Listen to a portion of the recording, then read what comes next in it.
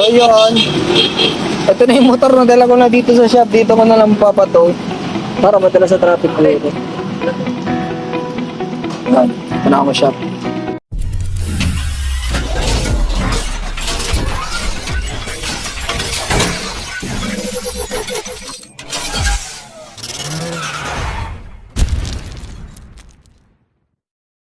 Na guys, hassle. May na-rescue ako dito sa may gate 3. Putik na yan. Ito yung motor niya, oh, bumangga. Iniwanan nila ako. Bumaba yung ano, tinamaan to. Painaw mandar guys. Ang problema ko, wala akong signal. Nauna sila, hindi man lang nila naisip na hintayin ako guys.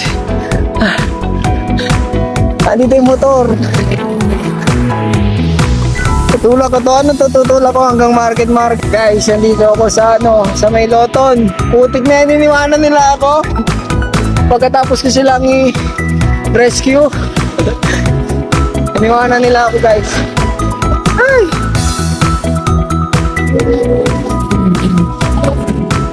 So yun, putik na yan. Tulak tayo ng motor. Ano to, hanggang traffic bureau, di ba lang nila naisip minto ko eh. Tinamaan pala yung ano, yung wiring sa ano, ECU. Kailangan talaga tumataw. Yung motor ko, pinahiram ko doon sa may-ari kay Sir Eds. Sir Eds, buti ka, nakita mo naman gumilit ako eh. Hindi mo man lang ako inintay.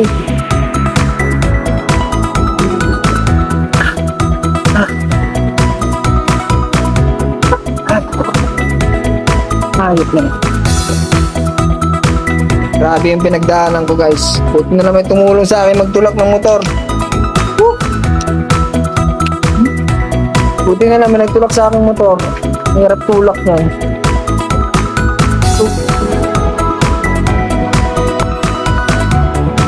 So yun, dito na ako shop. Contact tayo na magdadala ng motor.